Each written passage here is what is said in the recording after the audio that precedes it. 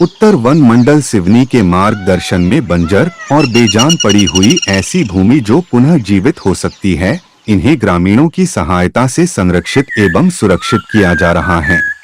एक कहानी सफलता की। बंजर और बेजान हुए वन भूमि को पुनः जीवित करने का सफलतम प्रयास।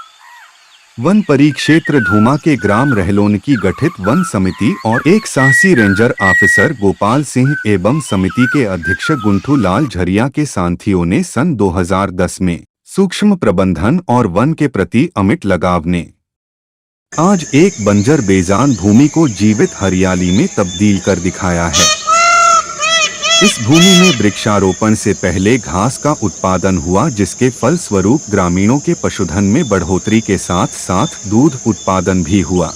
हरियाली के उत्पादन से ग्रामीणों की आर्थिक स्थिति तो सुदृढ़ हुई है, इस भूमि से प्राप्त वन उपज बांस और खमेर के साथ साथ लाख के उत्पादन ने भी अपनी अहम भूमिका रखती है। वन क्षेत्र के सुधार में स्थानीय समुदाय की भूमिका सुनिश्चित कर विशेष रूप से गरीबों की आजीविका को बढ़ावा देना एवं वनों के संवहनीय प्रबंधन को सुनिश्चित करना है। ग्राम वन समिति रहलोन कला।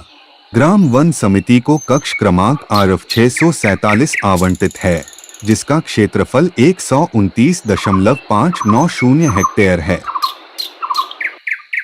सन 2022 में वन परिक्षेत्र धूमा में पदस्थ वन रक्षक ने बताया किस तरह इस लंबे अंतराल के बाद में ग्रामीणों की आजीविका को मजबूती प्रदान किया गया है। पहले अतिक्रमण हुआ करता था और यहाँ पे एकदम बिगड़े हुए वन था। वर्ष 2010 का रोपण है ये। फिर इसके बाद जब यहाँ पे समितियों में बैठक ली गई, समिति ली गई तो बैठकों में ये चर्चा हुई कि भैया समिति खाते में पैसे नहीं हैं, क्या किया जाए। फिर माइक्रो प्लान के बारे में विचार किया गया। फिर माइक्रो प्लान के लिए फिर हम लोगों ने बैठक ली कि समिति की, तब फिर हमने इसमें कार्य प्रारंभ चालू किया। कार्य प्रारंभ में फिर हमने बल्ली कटाई चालू कर दी। उसमें जितनी आड़ी टेढ़ी थी कम गोलाई वाली उनको निकाला गया। फिर बेलानोपरांत वो बल्ली इकट्ठी की गई कटाई छटाई करने के बाद। फिर उसके बाद बांस कटाई चालू हुआ। बांस कटाई में भी अपन ने पकिया बांस निकाला, करला मेला छोड़ते गए। इस टाइप से हमको लगभग 10,000 करीबन बांस प्राप्त हुए प्रथम साल में। अब अगली साल के लिए फिर हमने छोड़ा है 10 हेक्टेयर का एरिया सेकंड वर्ष के लिए बांस कटाई का। इसी साल मतलब फिर कटाई होना बांस का, तो उससे फिर आमदनी होगी। अभी तक हमारी समिति को करीबन 2 लाख रुपया आ चुका है समिति बिक्री उपरांत, जिससे हम यहाँ कार्य करा रहे हैं गुड़ाई उड़ाई वगैरह का, और आगे भी काम होंगे इसमें। वर्तमान वन परिक्षेत्र अधिकारी सिद्धार्थ तिवारी ने भी हमें अवगत कराया कि इस वर्ष रहलोन समिति ने 2 लाख रुपयों का बांस और खमेर की बल्लियां बेचा है। ये रहलोन कला समिति RDF उपचार वर्ग 1 के अंतर्गत बनी हुई समिति है, जिसका माइक्रो प्लान मेरे द्वारा ही बनाया गया। इसमें वरिष्ठ अधिकारियों का मार्गदर्शन प्राप्त करते हुए सगरैया सूत्र लगा करके विरलन हेतु वनोपज का आकलन किया गया और 50 बाई 50 का प्लॉट डालकर करला पकिया महिला की गणना करके प्रति हेक्टेयर कितना बांस निकाला जा सकता है, इसका आकलन करते हुए माइक्रो प्लान वनमंडल अधिकारी महोदय से स्वीकृत कराया गया। तदोपरांत हैमर इत्यादि प्राप्त करने के बाद विरलन कार्य किया गया और बांस कटाई का कार्य हुआ, जिसमें समिति को लगभग 2 लाख रुपए की आय हुई।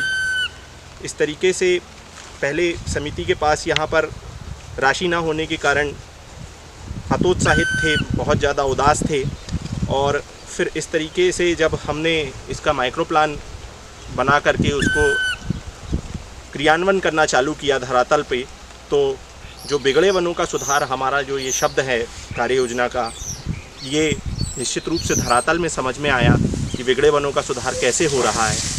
और चराई प्रतिबंधित हुई, लोगों को रोज़गार मिला, समिति के ही लोगों ने अधिकतम बांस को काटा, उसका विदोहन किया, स्वयं उपयोग भी किया और बेचा भी। इस तरीके से उनमें उद्यमिता का भी विकास हो रहा है। आत्मनिर्भर मध्य प्रदेश और आत्मनिर्भर भारत के लक्ष्यों को प्राप्त करते हुए समिति अब उस राशि से भविष्य में वन प्रबंधन के कार्यों को और तीव्र गति से करेगी और इस तरीके से ये जो योजना है और ये जो प्रक्रिया है, ये प्रक्रिया सतत रूप से चलती रहेगी और सतत विकास के लक्ष्यों को भी हम प्राप्त करते रहेंगे। ऐसी मेरी सोच है, ऐसी मेरी धारणा है। लखनादौन उप वन मंडल अधिकारी गोपाल सिंह ने इस रहलोन ग्राम की बेजान बंजर भूमि को हरा भरा करने में अपनी अहम भूमिका अदा की है। वर्ष 2010 में मैं यहाँ परिक्षेत्र अधिकारी धूमा के रूप में पदस्थ था और ये पूरा क्षेत्र अतिक्रमण हो रहा था, अवैध कटाई से बिल्कुल बिगड़ गया था क्षेत्र। तो मैंने यहाँ मिश्रित रोपण और उच्च तकनीक सागौन रोपण 2 योजनाओं को मिला के 54 हेक्टेयर क्षेत्र को घेरा। ग्राम वन समिति रहलोन कला के लोगों ने विरोध किया और वो हमसे आके निवेदन किए कि सर मेरा जो है ये मवेशी कहाँ चरेगी, इसको प्लांटेशन को आप यहाँ मत लो। हमने उनको समझाया कि ये आपके पास और भी क्षेत्र है, इसको आप वृक्षारोपण करने दीजिए और अगर आपको चारे की कोई परेशानी होगी तो आप बताइएगा, हम आगे वृक्षारोपण नहीं लेंगे। वो हमारे बात से ज़्यादा संतुष्ट नहीं हुए, नेताओं के पास भी गए, लेकिन हम लगातार समिति से संपर्क बनाए रखे और अंत में समिति वाले तैयार हुए और उसमें मिश्रित वृक्षारोपण 2010 में लगाया गया, जिसमें खमेर, बांस, भेलवा, इमली, आंवला ये सब लगाया गया और समिति ने बड़े उत्साह से लगाया और उससे बहुत, चूँकि 54 हेक्टेयर एरिया घेरा गया था, बहुत चारा हुआ। तो चारे से उत्साहित होके समिति वाले फिर मेरे पास आए और बोले सर ये 54 हेक्टेयर तो आपने घेरा ही घेरा, जो बचा वाला हमारा 100 हेक्टेयर एरिया है उसको भी घेर दीजिए। तो फिर हमने समिति जो रहलोन ग्राम वन समिति रहलोन कला के अंतर्गत जितनी वन था उसको पूरा हमने घेर के बांस रोपण, मिश्रित रोपण करवा दिया उसमें और ये सड़कों पे अपने मवेशी चराते थे। तो इन्होंने समिति ने बड़ा अच्छा उसमें मेहनत किया, बड़ा अच्छी सुरक्षा किया और इसमें चूँकि वृक्षारोपण बहुत अच्छा था तो भोपाल से बहुत सारे अधिकारी आए और देखने आए, समिति वालों की प्रशंसा किए।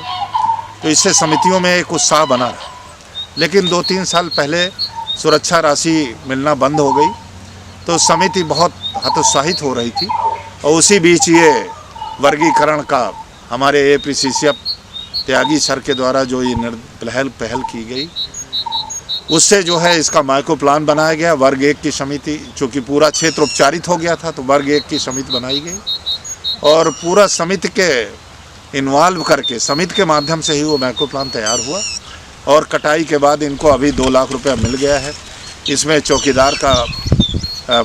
चौकीदार सुरक्षा का फिर पैसा मिल गया है।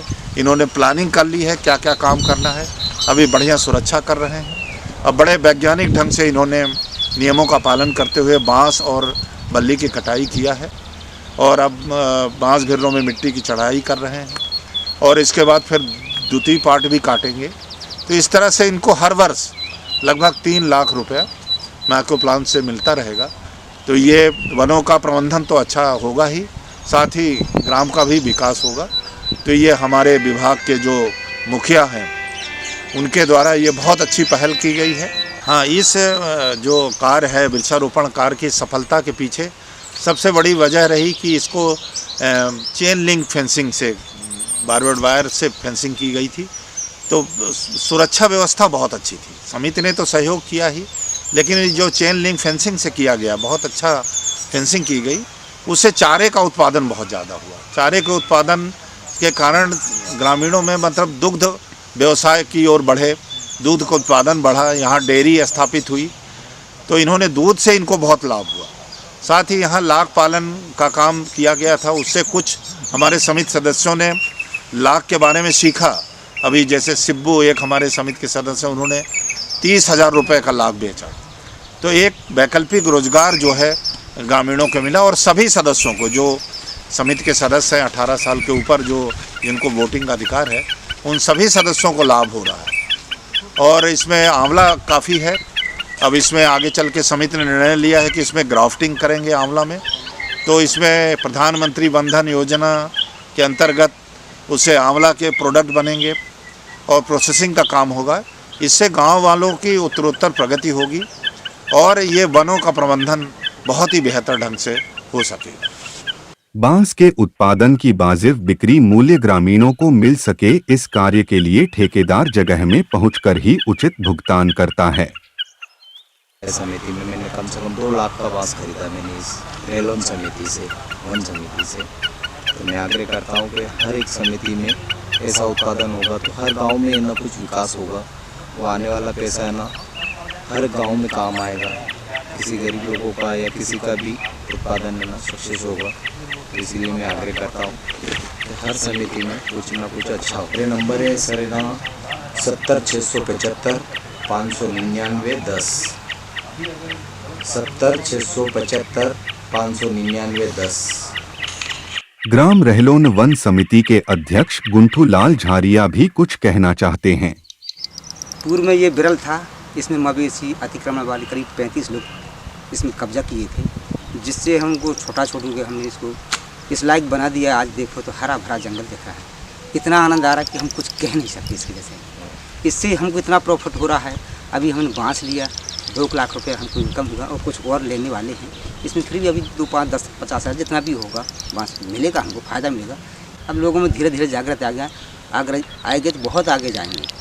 और आने वाले समय मिश्रित प्रजातियाँ जैसे बांस है, बांस लीजिए, आंवला है और खमीर है, इससे हमको कई चमकीले प्रोडक्ट सामान बनाएंगे जो मार्केट में सेल होंगे, हाई रेट में बेचेंगे। ऐसा हमारे वन समिति रहलोन कला आगे विकास कार्य में बिल्कुल लगनशील है, जिससे गांव को मॉडल बनाने, नल जल योजना, ये तमाम मतलब ये गांव विकास के लिए तमाम योजनाएं तैयार करेंगे, जिससे हमारा गांव का लालन पालन पोषण अच्छा से अच्छा हो। ये ऐसा जैसा मेरा गांव है ऐसे कई गांव में होना चाहिए, मैं ये चाहता हूँ, कुछ नहीं चाहता, बस यही चाहता। हमने बांस का एक पौधा लगाया था, जिसमें से एक बांस में किसी में हमको 50 बांस मिल रहा है, किसी में 20 बांस मिला, किसी में 30 बांस मिला।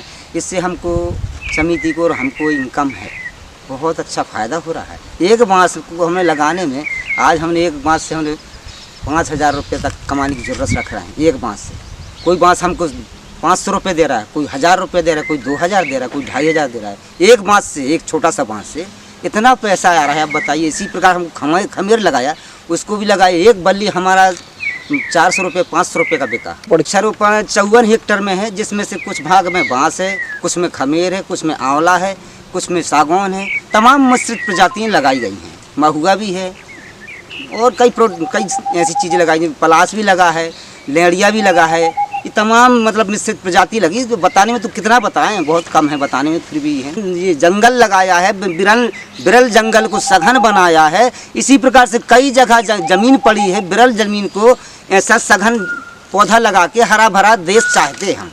वन से जागी है उम्मीदें।